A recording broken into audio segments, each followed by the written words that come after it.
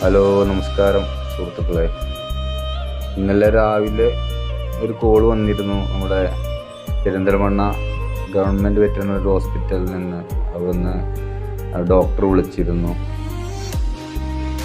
അതിൻ്റെ പുറകുവശത്ത് ഒരു കുഴിയിൽ ഒരു മിണ്ടാപ്രാണി അകപ്പെട്ടിട്ടുണ്ടെന്നൊരു കോൾ വന്നിരുന്നു. ഉടനെ തന്നെ അവിടെ ചെന്ന് അതിനെ സുരക്ഷിതമായി നമുക്കതിനെ രക്ഷിക്കാൻ കഴിഞ്ഞിട്ടുണ്ട്. അൽഹംദുലില്ലാഹ്.